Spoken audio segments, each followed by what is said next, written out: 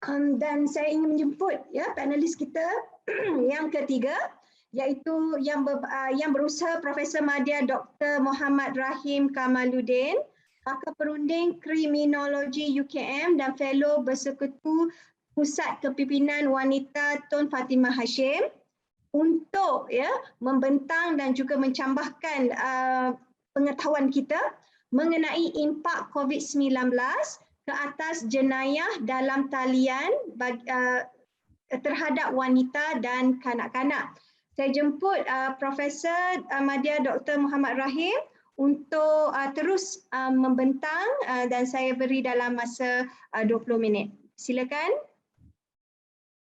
Terima kasih Doktor. Jelas ya, Doktor? Jelas. Alhamdulillah. Assalamualaikum dan selamat pagi. Selamat Hari Wanita Kebangsaan kepada semua wanita-wanita yang hebat di sini. Saya berasa sangat teruja dan it's my honor untuk kongsi pentas maya ini bersama wanita-wanita hebat hari ini. Ya, terima kasih juga kepada yang bahagia Profesor Emerita Tan Sri Dato' Sri Dr. Sharifah Hafsah dan juga Profesor Dr. Dayang Anita Aziz kerana memberikan peluang keemasan ini kepada saya. Ya, sekali lagi selamat Hari Wanita Kebangsaan. Dr. Moderator, izinkan saya untuk kongsikan slide saya ya. Kriteria bawahnya, kriteria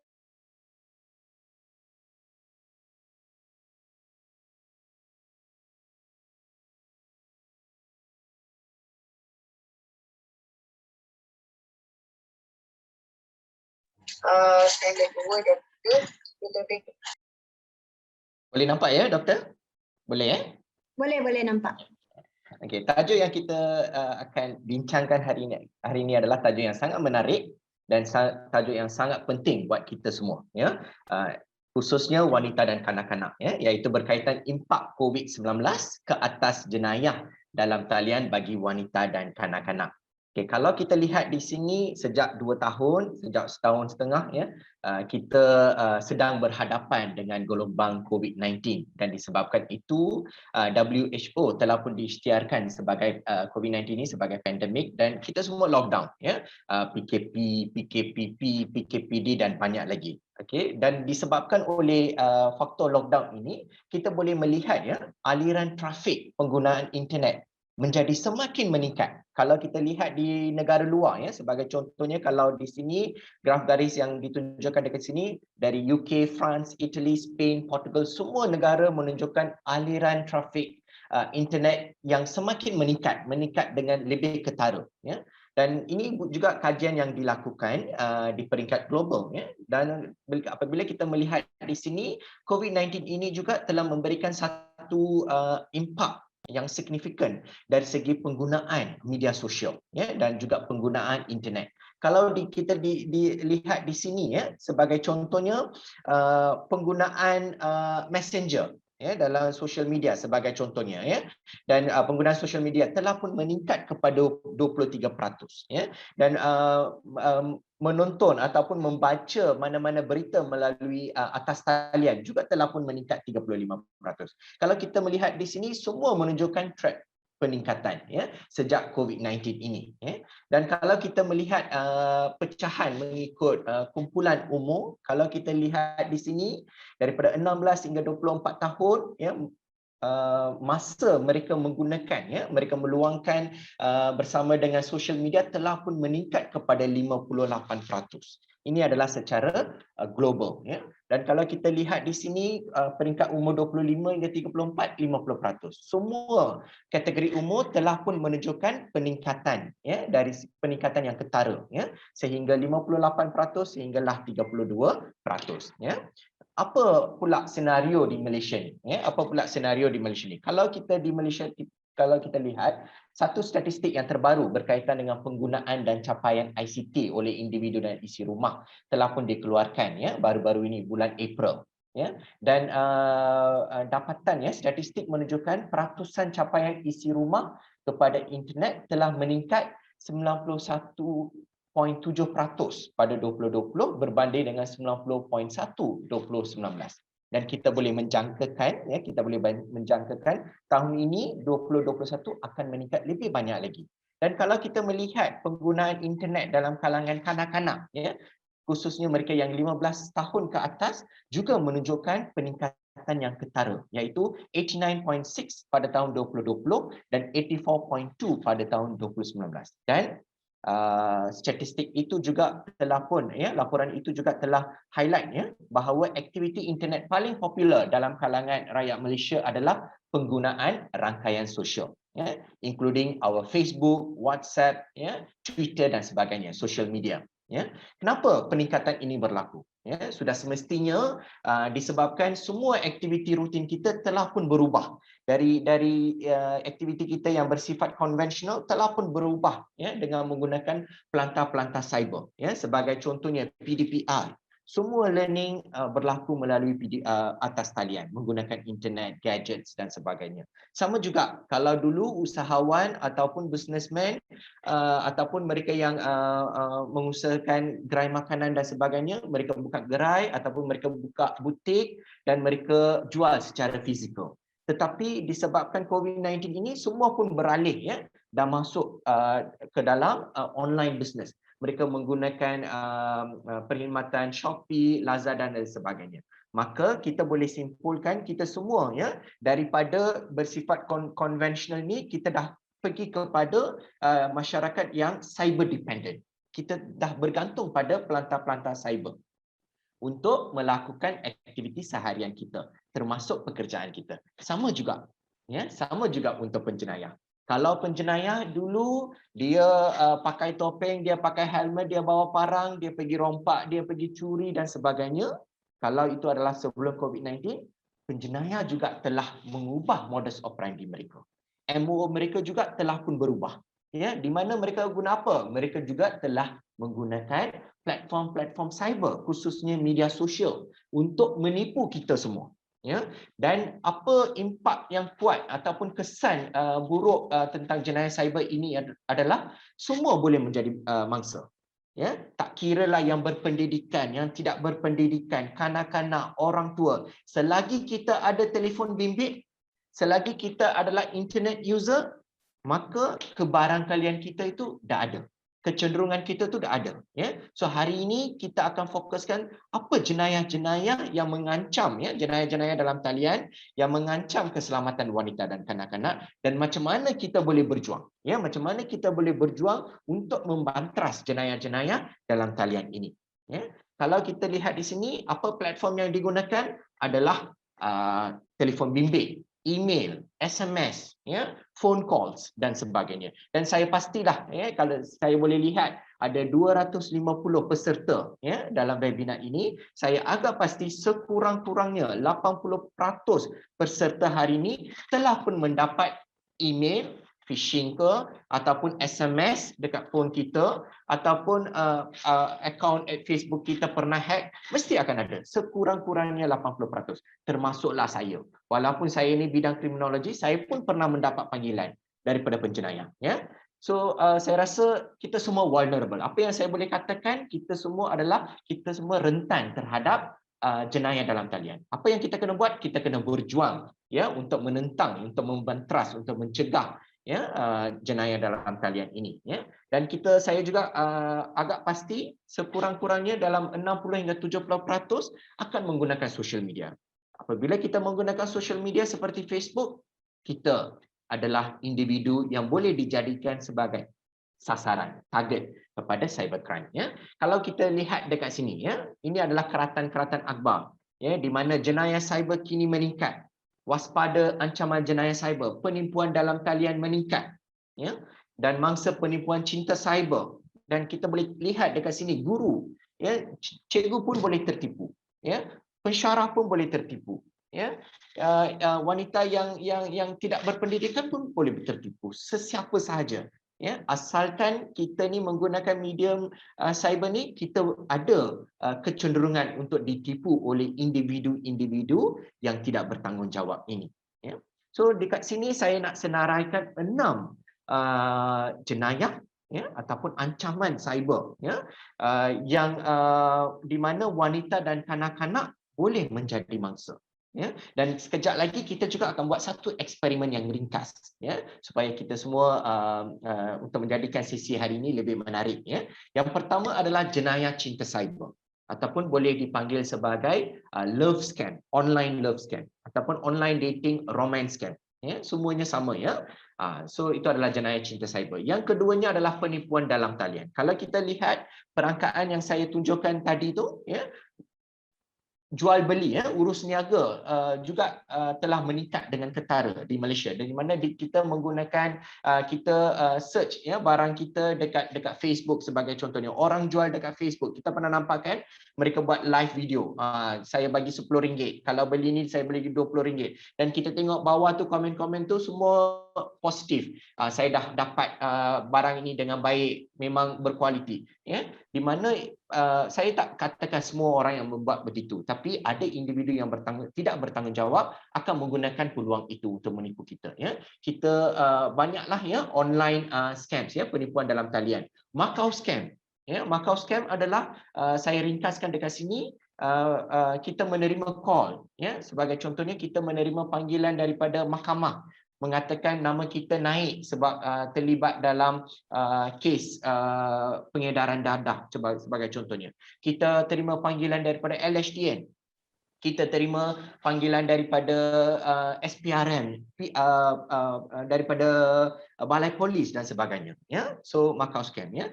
Dan Macau scam ini boleh membawa kerugian yang berjuta-juta. Ya, ada case tadi di mana saya secara directly involved, ya, dalam 10 minit, ya, seorang individu wanita, ya, beliau dah transfer hampir 70,000 ke dalam akaun scammer. Ya, sebab namanya dikatakan menjadi dalang dalam pengedaran dadah. Ya, walaupun individu wanita ini adalah seorang yang memiliki kelulusan ijazah yang tertinggi. Ya, so apa yang saya nak simpulkan, kita sebenarnya sangat vulnerable. Ya, kita mudah untuk dijadikan sasaran oleh individu-individu ini. Sextortion, ya, sextortion ini juga adalah satu kes yang semakin meningkat, ya, ataupun semakin alarming dalam kalangan remaja wanita khususnya. Ya, sebagai contohnya sextortion ni adalah sebagai contohnya kekasih, ya, ataupun kawan mengugut kita, ya, bahawa dia akan sebarkan gambar lucah sebagai contohnya individu itu. Kalau tak nak sebarkan gambar lucah, dia kena menurut perintah dia sebagai contohnya. Dia kena hantar video, mangsa itu kena hantar video-video lagi, ya, ataupun kena bayar duit dan sebagainya. Itu yang dipanggil sebagai sextortion. Dan satu masalah dengan sextortion ni, bukan semua kes sextortion ni dilaporkan di polis. Sebab apa? Sebab satu faktor stigma itu, ya. Satu lagi faktor rasa malu, ya. Kita rasa apabila gambar kita kita nak buat laporan, kita risau nanti mereka akan panggil kita untuk soal siasat, nanti mak kita tahu, ayah kita tahu, ya, adik-beradik kita tahu dan sebagainya. Satu lagi adalah takut, ya. So itulah satu MO yang akan digunakan oleh pengugut cyber ni. Ya, mereka akan ugut kita, ya, dan mereka akan kekalkan kita dalam kotak fear ni, ya. Okey, seterusnya adalah pendedahan bahan lucah. Nanti saya akan buat eksperimen ini dengan anda semua. Dan last sekali adalah penganturan seksual yang melibatkan kanak-kanak, ya.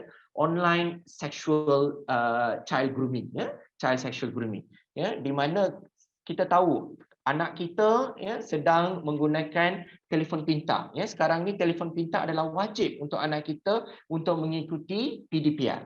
Dan samalah anak kita ni, okay, generasi milenial ni, mereka dah ada apa?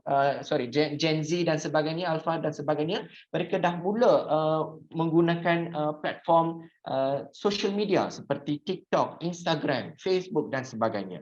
So semua ini adalah sebenarnya saya boleh katakan menjadi satu katalog kepada pedofilia dan pelaku seksual kanak-kanak untuk pancing, untuk umpan, ya, kanak-kanak sebagai mangsa, ya, pengantunan seksual, ya, sexual grooming, ya. Disebabkan masa pun limited, mungkin saya boleh bagi tahu beberapa modus operandi yang digunakan, ya. Sebagai contohnya, ya, untuk Macau scam, ya, mereka akan menerima panggilan sebagai contohnya lah Balai Polis Kajang. Ya, dia akan keluar nombor sebagai contohnya 03-89 dan sebagainya. Ya, apabila ada nombor itu, okey, dan penjenayah cyber pun dia berpura-puralah seperti seorang polis. Ya, mungkin masa itu kita tak berapa percaya. Ya, mungkin kita rasa scam ke apa dan sebagainya kan. Tapi apabila kita cross check nombor itu, kita pergi dekat website. Tengok-tengok memang nombor itu adalah nombor Balai Polis Kajang. Itu kita menjadikan kita rasa percaya. Memang betul lah, ya, yang dia call tu memang polis. Dan dia akan menurut perintah si polis itu, ya. So kalau kita lihat, mungkin kita tertanya-tanya, nombor yang keluar tu memang nombor KDN. Nombor yang keluar tu yang terpapar tu memang nombor LHDN, mahkamah dan sebagainya. Macam mana ni? Ya, sebenarnya mereka tak guna pun nombor itu, ya. Mereka menggunakan nombor yang lain, ya, SIM card, ya, yang ciplak tu, ya. Tapi apa yang mereka buat, mereka menggunakan teknologi ini yang dipanggil sebagai Voice over Internet Protocol, ya, ataupun VoIP. Apabila mereka menggunakan VoIP ini, mungkin dia call daripada nombor personal mereka, tapi adanya device ini mereka akan letak apa nombor yang perlu terpapar dalam receiver ni, sebagai contohnya. So kita sebagai mangsa, kita akan menerima nombor Balai Polis sebagai contohnya.